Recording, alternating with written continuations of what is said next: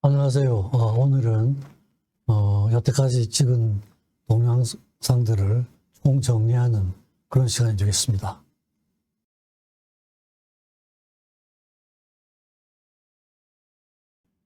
네, 이런 순서로 말씀을 드리겠습니다. 서론 부분을 말씀을 드리고, 그 다음에 그 발달 단계는 그게 통섭의 시기, 만사형통용 모델의 확립의 시기, 하나사상의 발달 시기, 이걸 이제 만사형통용 사상이라고 제가 이렇게 이름을 지었는데요. 그렇게 하고 요약을 말씀드리겠습니다. 서론 부분인데요. 제가 여태까지 지내온 일생을 되돌아보면은 크게 두 가지 주제가 있었다고 할 수가 있습니다. 하나는 환자를 볼 때 질병으로 다루지 않고 인간 전체로 다룬다, 이런 주제가 있고요. 두 번째는 환자의 고통을 나의 고통으로 받아들인다. 이게 이제 제가 학생 때부터 들어오고 또 교수 생활을 하면서도 늘 하던 그런 말이었습니다. 근데 이제 과연 이걸 실천하는 게 어떤 방법으로 실천할 수 있을 것인가, 그렇게 해서 제가 이제 답을 얻어가는 과정이 제 동영상 전체를 이루고 있는 큰 주제라고 할 수가 있을 것 같습니다. 그래서 환자를 질병으로 다루지 않고 인간 전체로 다룬다는 건 이제 만사형통용 모델로 제가 정리를 했고요. 환자의 고통을 나의 고통으로 다룬다는, 환자와 내가 하나가 된다, 그런 의미에서 하나주의, 이렇게 이름을 지었습니다. 그리고 이 하나주의는 여기서 환자 관계뿐 아니라 모든 관계에 적용이 될 수 있다, 이런 의미에서 만사형통용 사상이라고 이렇게 이름을 지었습니다. 그러니까 만사형통용 모델과 만사형통용 사상으로 이제 제가 제 일생을, 학문적인 것과 일상생활을 총 정리하는 그런 내용이 되겠습니다. 흔히 이제 이런 질문들을 하죠. 인간이란 무엇인가? 건강이란 무엇인가? 또는 질병이란 무엇인가? 이렇게 하면 이제 이 세 가지 질문에 사실은 모든 학문이, 의학뿐 아니라 모든 학문이 다 포함됐다고 그렇게 볼 수가 있습니다. 그래서 빠른 질문 같지만 실은 같은 질문이라고 할 수가 있습니다. 왜냐하면 인간이 무엇인가 하는 것에 대한 인간 이해의 모델을 만들고 나면 그 모델을 이루고 있는 구성 요소들이 조화롭게 기능을 하면 건강한 상태가 되고, 조화로움이 깨지면 질병 상태가 되는 거죠. 그러니까 질문은 다른 것 같지만 내용적으로는 같은 내용이 되겠습니다. 그런 과정에서 제가 개발한 모델들이 몇 개 있었습니다. 제일 처음에 만든 게 이제 대인관계에 있어서 힘과 통제, 그리고 생존의 원리, 이렇게 했습니다. 그렇게 해서 처음에 만들었고요. 그래서 저는 저 때도 가능하면 모든 인간에게 적용되는 어떤 원리를 설명하는 데 있어서 가능하면 누구나 알 수 있는 용어를 써서 설명해보자, 이런 시도였습니다. 그래서 힘과 통제라는 단어를 써서 제가 정리를 했고요. 그리고 기본 모델은 바이오사이코 소셜한 모델, WHO의 그 모델이 되겠습니다. 그래서 거기에서 제가 영적인 걸 추가를 해서 그 모델을 통섭 모델로 이렇게 이름을 지었습니다. 그게 이제 2014년 8월 제가 이제 정년 퇴임하던 시기입니다. 그리고 그 후에 만사형통용 모델을 개발을 했습니다. 이게 이제 정년 퇴임하고 나서 한 6, 7년이 지나고 나서 저 구조입니다. 구조가 있죠, 그죠?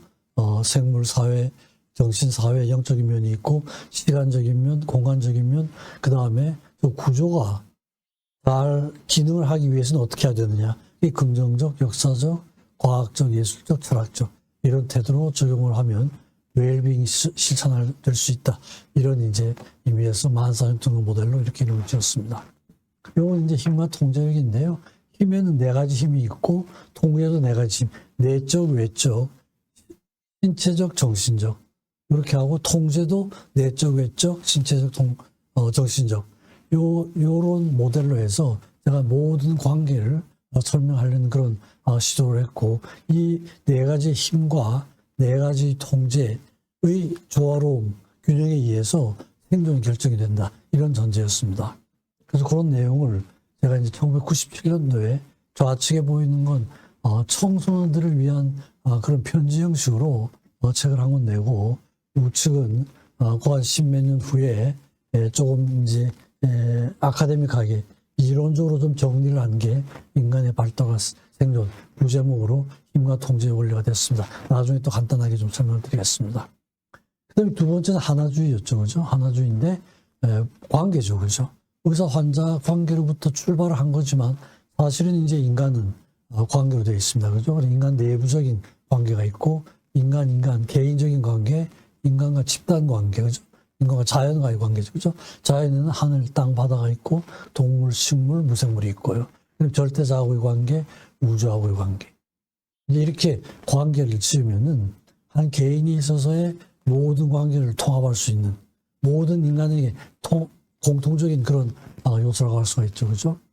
그렇지만 인간관계뿐 아니라 모든 사회 현상, 자연에 있는 현상들이 대극 상태에 있는 거죠. 인간과 자연, 흑백, 동서남북, 뭐 물건을 만들어 쓰는 사람, 노사, 발표하는 사람과 발표 듣는 사람, 노래하는 사람과 듣는 사람, 운동하는 사람. 그러니까 모든 게 관계로 되어 있는 거죠. 리더와 구성원 이런 것들입니다. 그러니까 이제 항상 사회 현상은 우리가 일상생활에서 저런 어떤 관계, 인간관계뿐 아니라 집단과 집단과의 관계, 가치와 가치와의 관계, 관계를 떠나서는 존재할 수가 없다 이런 거죠. 대립관계죠. 그죠? 그래서 인간을 위시해서 세상 만사가 모두 관계로 이루어져 있는데 관계는 두 가지 특징이 있습니다. 하나는 조화로운 관계고 다른 하나는 갈등의 관계입니다.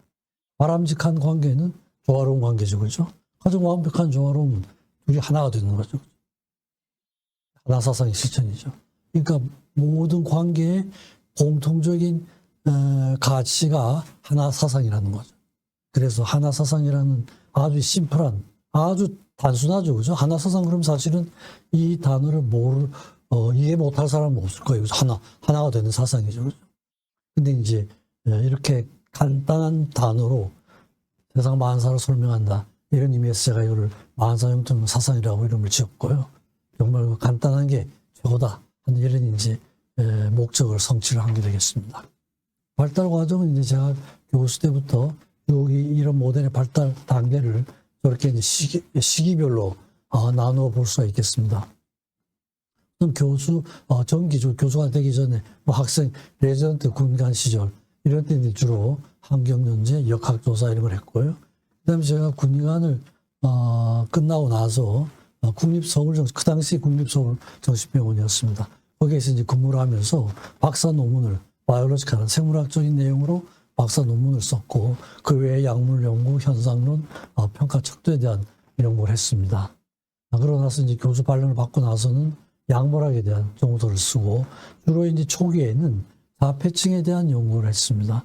임상적 특성, 뭐 CT에 대한 거, 유전적 요인에 대한 아주 초보적인 수준의 그런 자폐증에 대한 연구를 했습니다. 그러고 나서 이제 예일대학에서 제가 해외 연수를 2년 동안 했습니다. 2년 동안 하면서 종설도 쓰고 우울증에 대한 종설, 야뇨증에 대한 종설을 쓰고 약물 연구를 한편 하고요. 그 다음에 이제 생화학적 연구 이런 걸 했습니다. 약물 연구를 물론 이제 주된 연구자는 아니고 참여를 했는데 그 2년 동안에 한 게 이제 주로 소아정신약물학, 임상적인 면에서의 소아정신약물학과 연구 과정 그런 것과 소아정신생물학 이런 걸 이제 제가 도입을 하고 발전을 시킨 그런 면이 되겠습니다. 그래서 연수를 하고 나서 와서는 이제 제가 계획했던 걸 실천을 하기 시작을 했습니다. 그래서 지금 여기 적어드린 게 제가 2년 동안 나와서 이런 과정을 해야 되겠다 이렇게 했습니다. 제가 외양화식이라고 이렇게 얘기를 했는데요. 그 외양화식이라고 하는 건 저건 이제 외부의 어떤 그런 규칙이 있잖아요. 그죠? 연구라고 하면 어떤 과정을 밟아서 연구를 해야 된다. 외적인 어떤 규칙에 맞춘다는 뜻에서 외양화식이라는 말을 썼습니다. 동설도 쓰고 정신병리, 그죠? 현상론, 의학 통계, 역학 연구, 주로 이제 ADHD, 그다음에 자폐증, 틱에 대한 어떤 바이오케미컬한 스터디를 했습니다. 뇌 영상 연구도 하고 약물 연구도 같이 하는 이런 시기가 제1 모방의 시기. 모방의 시기이자 외양화 시기. 모방이라고 하는 건 이미 어떤 갖춰진 틀이 있고 그 틀을 따라서 한다는 그런 의미니까 이제 외양화 시기하고 거의 같은 의미가 됩니다. 그러면서 이제 약물학에 대한 책, 그 다음에 그 당시만 해도 소아정신질환 이 개념이 아주 분명하지는 않은 시기였습니다. 그래서 그 총론에 대한 책을 쓰고요. 그렇게 하면서 이제 하다 보니까 이제 여러 가지 갈등이 좀 생기기 시작했습니다. 연구관 자체에 대해서 좀 회의가 생기기 시작한 거죠. 연구의 목적이 뭔지 아주 기본적인 개념에 대한 어떤 회의였습니다. 객관적, 주관적, 과연 이게 엄밀하게 구별되는 것인가? reliability와 validity, 신뢰도와 타당도 이게 과연 뭐냐? 정상은 뭐고 비정상은 뭐냐? 정신이라는 게 뭔지, 인간이라는 게 뭐냐? 그러면서 이제 과연 정말 내가 환자들을 질병으로 보지 않고 질병을 갖고 있는 인간 전체로 다루고 있는가? 이런 거에 대한 회의였습니다. 그죠? 그래서 어떤 면에서는 인간이 배제된 연구였지 않았을까? 이런 생각이 들었던 겁니다. 그래서 이제 거기에 대한 인간에 대한 성찰을 하기 시작한 시기를 제가 제1의 내양화 시기, 자기 마음을 들여다보는 시기라고 이렇게 보는 거죠. 그죠? 그래서 이제 그런 결과 이런 논문들 쓰기, 절대 의미와 성찰, 그 다음에 음악적인 것도 좀 접근을 하고요. 대인관계에 대한 논문이 많았습니다. 힘과 통제의 원리, 그걸 다시 논문으로 쓰고, 그 다음에 겸손이라든지 신뢰라든지 성찰이라든지, 그죠? 자기 마음을 들여다보는 거. 그러니까 이제 외적으로 향하던 그런 에너지가 내적으로 나 자신에게로 향하는 그런 시기라고 볼 수가 있을 것 같습니다. 그래서 그때 발표한 논문들이 이런 논문들이었습니다. 음악에 대한 책도 쓰고요. 아마 저 시기가 제가 평소에 베토벤에 대한 관심이 굉장히 많았었는데 베토벤에 대해서 좀 깊게 연구를 할 수 있는 이런 계기가 됐던 것 같습니다. 최근에 비엔나를 한번 다녀와서 기념관을 갔었습니다. 유서의 집에 가서 찍은 사진입니다. 그래서 그 다음 시기가 동시성의 시기인데요. 요건 이제 외양화 시기, 내양화 시기 이러는데 이 두 개가 합쳐지는 시기입니다. 이건 무슨 말씀이냐면 내가 내적으로 어떤 생각을 하고 있으면은 외부에서 저에게 그런 요구를 한다는 이런 의미에서 제가 동시성이라는 그런 말을 썼습니다. 그래서 몸과 마음 어떻게 보면 이게 상당히 중요한 주제 중에 하나였는데요. 학회에서 저에게 이제 이런 요청을 했습니다. 심포지엄을 하는데 몸과 마음의 통합을 주제로 해서 발달학적 관점으로 이제 심포지엄을 요청을 해서 제가 이제 그런 걸 주제를 제가 맡아가지고 한번 짰었습니다. 생물학적 현상과 사회심적 의미, 뇌 구조와 기능, 성별의 차이 이런 식으로 해가지고 자폐증을 모델로 하기도 하고 그런 걸로 해서 이제 한 가설을 만들기도 했습니다. 또 이제 그 대구 지역에서 저런 제목으로 특강 요청이 왔었습니다. 인격 발달에 있어서 심리학과 생물학 이런 제목이었어요. 그래서 이제 제가 그 당시에 저런 데에 관심이 좀 있던 그런 시기였는데 외부에서 그런 요청이 와서 이 시기를 제가 동시성의 시기라고 그렇게 해서 저런 내용으로 주로 이제 감정, 그다음에 기억 이 두 가지를 가지고 설명을 하는 이 두 가지가 이제 바이올로지컬한 거하고 사이콜로지컬한 걸 통합할 수 있는 여러 가지 이제 인간의 기능 중에서 상당히 좀 전형적인 그런 기능이라고 보고 그걸 이제 통합을 하는 그런 시도를 했었습니다. 그래서 아까 말씀드렸던 것 같이 그런 내용들을 좀 정리를 해가지고 바이오사이코 소셜한 면에서 파워 앤드 컨트롤, 힘과 통제로 어떻게 조화로움을 이루고 거기에서 어떤 요소가 깨지면은 질병이 되고 생존하지 못하는가 하는 걸 이제 책으로 한번 정리를 했었습니다. 그렇게 하면서 이제 인간에 대한 탐구 기간이 지나면서 제2의 모방의 시기로 갑니다. 결국은 이제 제1의 모방의 시기에서 그게 반복이 되는 거죠. 반복이 됐는데 방법론적인 면에 있어서는 이제 조금 더 발전된 그런 겁니다. 제1기에 비해서는요. 외양화학이지만 그다음에 여러 가지 이제 종설, 정신병리에 대한 이런 거. 그다음에 이제 라이터 신민섭 교수하고 한국판 라이터 비현성 지능 검사를 했습니다. 자폐증에 있어서 이전까지는 지능 평가를 할 수가 없었습니다. 근데 사실은 모든 연구를 하더라도 지능 평가가 되지 않으면은 상당한 의미가 부여할 수가 없는 이런 논문들이 많았죠. 그렇죠? 그래서 이제 요거는 신민석 교수하고 표준화를 해서 최초의 그런 지능 평가가 되는 거였습니다. 현상론에 대한 거, 의학 통계, 역학 내용적으로는 같지만 방법론적으로는 조금 더 발전된 네, 그런 내용들이었습니다. 그게 이제 제2 외양식이라고 할 수가 있고요. 유전 연구도 하고, 이때 이제 약물 연구를 했는데, 요게 이제 제가 이 오츠카 제약회사에서 스폰서를 해가지고 한 연구였습니다. 아빌파이를 가지고 틱장애 아이들한테 산 연구인데, 소아에서는 전 세계적으로 최초로 시행된 연구였죠, 그죠? 더블 블라인드 플라시보 컨트롤, 가약도 쓰고 이중 맹금법을 써서 세계 최초의 연구였습니다. 요게 이제 미국 FDA를 통과를 했고, 우리 논문 후에 두 번째 논문이 나와가지고 두 편의 더블 블라인드 플라시보 컨트롤 스터디가 돼가지고 인디케이션으로 등록이 되는 그런 연구였습니다. 그래서 어떤 면에서는 제 그 약물 연구에 있어서 아마 기념비적인 연구가 됐던 연구였습니다. 그 다음에 이제 여러 가지 통합 연구입니다.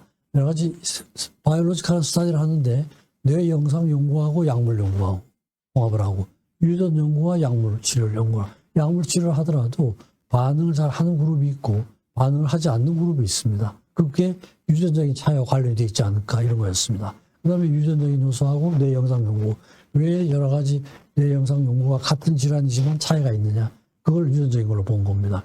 그 다음에 유전인자가 여러 가지의 유전인자가 상호작용을 할 수가 있습니다. 그래서 이런 유전인자끼리의 상호작용이 발병에 어떤 영향을 미치는가, 이런 거였고요. 마지막으로는 유전 뇌영상 약물 치료. 그러니까 그 당시에 시행되던 여러 가지 대표적인 바이올로지컬한 스터디가 세 가지가 다 통합이 된 연구였습니다. 저거 연구를 할 당시에는 생물학적인 연구로는 제일 발전된 그런 방법이었다고 할 수가 있죠, 그죠? 세 가지 주된 방법이 다 통합이 된 거였으니까요. 그래서 연구를 했습니다.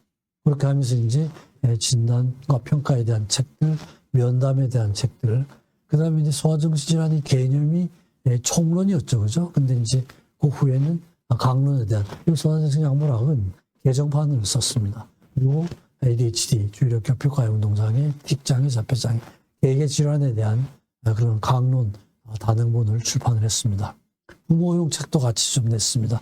ADHD 부모들이 볼 수 있는 그런 책들, 그 다음에 이제 총론적인 각 질환에 있어서 부모들이 집에서 어떻게 도와줄 수 있을 것인가, 그리고 볼 수 있는 아이들, 도백이 있는 아이들, 야뇨증이 있는 아이들, 틱이 있는 아이들, 이런 아이들인데, 아주 가벼운 경우에는 부모들이 이렇게 조처를 해도 좋아질 수 있는 경우들이 많이 있죠. 그래서 그런 내용으로 엄마는 주치라는 이런 제목으로 책을 내기도 했습니다. 그렇게 하면서 다시 또 제2의 뇌양아 시비, 외적인 그런 방법론을 써서 규칙에 맞는 연구를 하면서 또 자연스럽게, 그죠? 자연스럽게 마음을 들여다보는, 그래서 제2의 뇌양식이라는 이런 말을 썼습니다. 여기에서 이제 문학과 음악과의 관계, 그 다음에 음악과 정신의학하고의 관계, 베토벤과 프로이드, 베토벤과 융, 그 다음에 베토벤과 동양사상하고의 관계, 또 베토벤과 바그너, 이런 식으로 해서 이제 했고, 아마 이 주제는 이렇게 여러 가지 사람들하고 베토벤과 이렇게 서로 같이 얘기할 수 있는 부분, 공통적인 점은 대각의 합일이라는 이런 거였습니다. 그래서 이제 하나주로 나가는 기본 논문이 된 논문들이 이런 논문들이었습니다. 그래서 베토벤에 대한 두 번째 책입니다. 이건 첫 번째 책이 베토벤에 대한 어떤 역사적인 거죠. 평론인 거죠. 나서부터 조상관계, 발달 과정, 이런 거, 있는 사실, 역사적인 사실을 기록한 책이고, 두 번째 책은 요건 이제 제가 베토벤 음악에 대한 제 나름대로의 어떤 해설을 쓴 책입니다.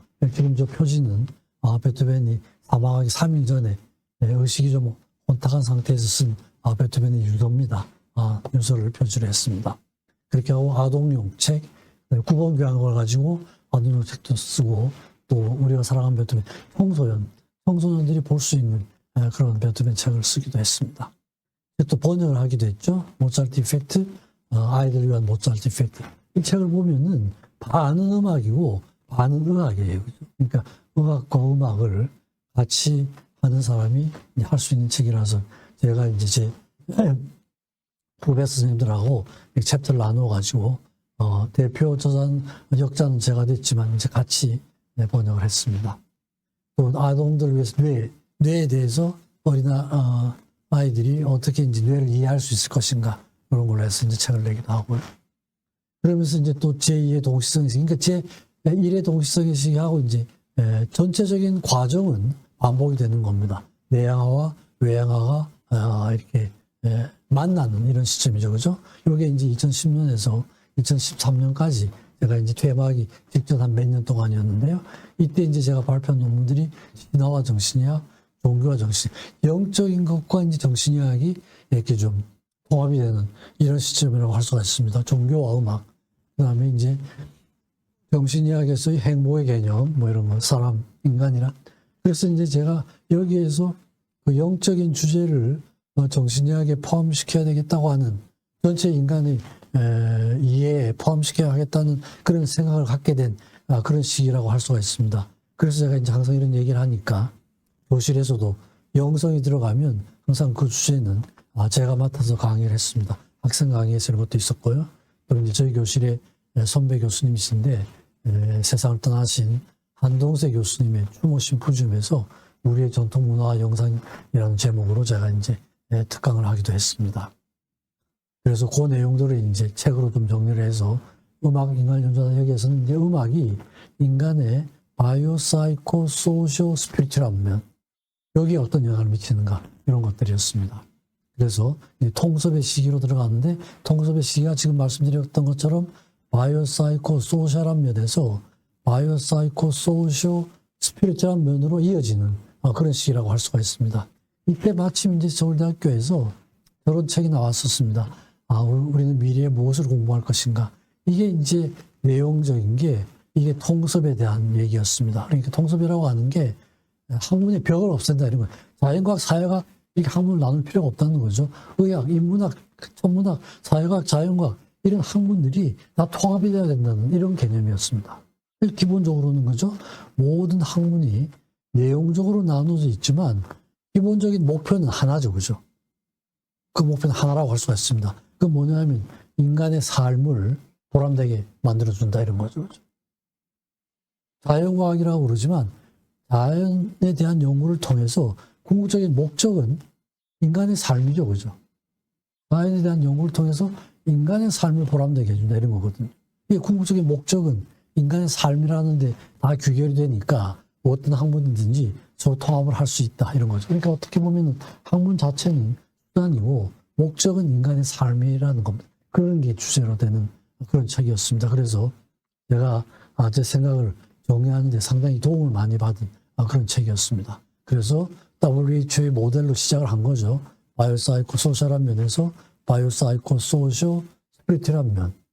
그래서 영적인 면을 포함을 해서 제가 이 모델을 통섭 모델로 명명을 했습니다.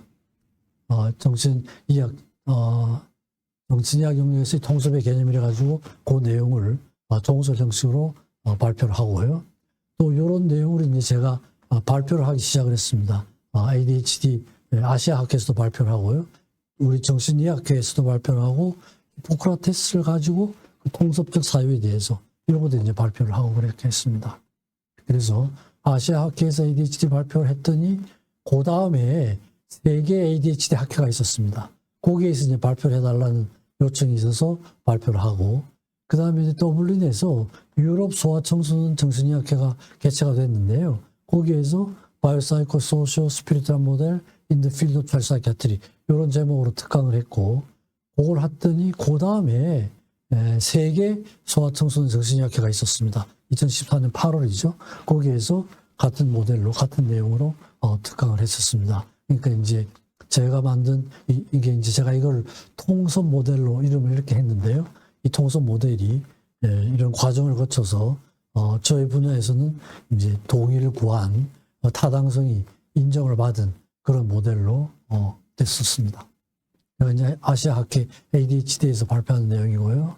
이건 이제 밀라노에서 된 ADHD 세계 학회에서 발표를 한 내용이고, 요건 이제 더블린에서 발표를 한 유럽 소아청소년에서 한 거고요. 요건 이제 세계 학회에서 발표를 할 때는 발표하기 전에 이제 홈페이지에 발표한 내용을 요약을 해서 올리는 게 있습니다. 그래서 요거는 이제 세계 발표를 하기 전에 홈페이지에 된 요약본입니다. 여기 더반에서 발표를 했는데요. 이게 이제 제가 정년 퇴임하기 직전이었습니다. 2014년 8월 31일 날 퇴임을 했는데 8월 12일 날 더번 세계학회에서 그 모델을 발표를 했었습니다. 발표한 내용입니다. 그래서 제가 이제 뭐 레전 때부터 한 40년 동안의 발달 과정을 요약을 하면 외양화 시기, 내양화 시기, 동시성의 시기, 그다음에 통섭의 시기 이런 과정이 돼. 형식적인 면에서는 그렇게 되고요. 내용적인 면에서는 질병에 대한 연구에서 인간에 대한 탐구를 통해 가지고 질병을 앓고 있는 인간에 대한 탐구로 이어지는 발달 단계가 있습니다. 그리고 인간 심성의 가지에서 뿌리로 가는 이런 과정이고 환원주의에서 전체주의로 가는 이런 과정으로 볼 수가 있습니다. 그러니까 내용적인 면과 형식적인 면에서 통섭의 과정으로 갔다고 하는 게 이제 여태까지 결론이라고 할 수가 있습니다. 그래서 바이오, 사이코, 소시오, 스피리트라는 모델을 제가 이제 통섭 모델로 이름을 그렇게 지었습니다. 그래서 요거는 이제 제 후배 제자 선생님들이 제가 정년 퇴임을 할 때 제가 이제 전공한 분야가 생물소화정신의학이니까 그걸 주제를 여러 제자들이 같이 써서 생물소화정신의학이라는 책으로 이제 저에게 헌정을 해줬고요. 요거는 이제 지금까지 그런 과정을 제가 다 그 내용을 써서 정리를 한 겁니다. 이제 정년 퇴임할 때 시작도 없고 끝도 없다라는 이런 책자를 내면서 정리를 해줬습니다. 정년 퇴임을 하고 나서 그 다음에 이제 만사 흉통용 모델의 시기로 가게 되는데 그게 이제 9월 1일부터 제가 2021년 4월경 한 7년 정도의 과정이라고 볼 수가 있습니다. 그때 이제 제가 국군 수도병원에 정신건강증진센터장을 맡았습니다. 그 당시만 해도 이제 60만 장병의 정신건강이었는데요. 60만 장병들의 정신건강을 증진시킬 수 있는 기본 모델을 개발하라. 이게 이제 국가에서 저에게 준 과제였습니다. 그래서 여러 가지 이제 시도를 하고 군정신건강의학회도 창설을 해서 회장을 맡고 관련 기관하고의 협조체계도 구축을 했습니다. 그래서 한 6년 7개월 동안 약 3만 명 정도의 병사들을 진료를 했더라고요. 그렇게 하면서 수련 시스템도 체계화하고 강화를 했었습니다. 그런 게 이제 한 가지 계기가 됐고 또 하나는 WHO의 그 개념이 건강에 대한 개념이 웰빙이잖아요. 그죠? 바이올로지컬 웰빙, 사이콜로지컬 웰빙, 소셜 웰빙이에요. 이게 건강 개념이 단순한 질병 없음 이런 게 아니죠. 그죠? 굉장히 능동적인 개념이 된 겁니다. 즐겁게 해야 되고 낙관적인, 적극적인 삶, 의미 있는 삶, 자기 실현의 삶, 조화로운 행복한 삶. 이런 게 실천이 돼야지 건강 상태를 유지할 수 있다. 이런 개념이 되는 겁니다. 그래서 과거에 그런 어떤 수동적인 건강의 개념에서 굉장히 적극적이고 능동적인 개념으로 건강 개념이 바뀐 거예요. 그죠? 그래서 그러면 기본 모델은 바이오, 사이코, 소시오, 스피리트라는 모델이었는데 저런 구조가 웰빙을 실천할 수 있으면 어떻게 해야 되느냐 이런 거죠. 그죠? 그래서 제가 이제 그 웰빙을 실천하기 위해서는 어떤 태도로 접근할 수 있어야 되는가. 제가 여태까지 이제 환자들을 보고 이렇게 하면서 한 태도, 그 태도들을 따로 이제 한 축으로 정리를 한 겁니다. 긍정적인 태도, 그죠? 포지티브, 긍정적으로 본다는 거죠, 그죠? 그 다음에 역사적인, 길게 봐야 되는 거죠, 그죠? 그 다음에 과학적이라고 하는 건 정확하게 보는 거죠, 그죠? 이제 우리가 논문을 쓰는 태도가 과학적인 태도라고 할 수가 있죠, 그죠? 과학 논문을 쓴다는 건 얼마나 객관적으로 봤느냐 이런 거거든요. 그러니까 좋은 논문이냐, 문제가 있는 논문이냐, 이걸 판단하는 기준은 얼마나 객관성이 확실하게 표현이 됐느냐, 이런 겁니다. 개인적인 편견이 얼마나 효과적으로 배제가 됐느냐, 이런 문제죠, 그렇죠? 근데 정확하게 보는 거죠. 예술적인 태도라고 하는 건 인간 내부에 이미 진선미, 모든 게 완벽하게 갖춰져 있는 거죠, 그렇죠? 근데 예술적이라는 건 그 내부에 갖춰져 있는 진선미를 표현하는 방법이죠. 소리를 통해서 표현하면 음악이 되고, 색깔로 표현하면 미술이 되고, 돌멩이로 표현하면 조각이 되고, 건축이 되고, 이렇게 되는 거죠. 그 다음에 이제 철학, 종교, 문학, 윤리적인, 이건 이제 인간에 대해서 얼마나 깊게 이해를 하고 있는가, 이런 겁니다. 깊이 이해하는, 인간을 얼마나 소중한 존재로 받아들이고 있는가, 이런 태도가 될 것 같아요. 그래서 긍정적, 역사적인 건 길게, 과학적인 건 정확하게, 예술적인 건 아름답게, 철학적인 건 깊게. 이렇게 입체적으로 봐야지 웰빙 상태가 실천이 된다. 그죠? 우주적 태도. 인간은 다 우주적인 존재잖아요. 그죠? 그래서 우주적인 개념을 이제 모델 안에 포함을 시키는 겁니다. 그래서 제가 만든 모델이 이런 거였어요. 그죠? 최종 모델이 만사형통 모델인데, 시간과 공간의 개념은 이건 이제 우주론에서 나온 겁니다. 인간은 우주적인 존재인데, 우주라고 하는 게 시간과 공간을, 시간의 개념의 발달 과정, 공간 개념의 발달 과정, 이런 것들이 다 이제 우주의 발달 과정하고 일치가 되는 겁니다.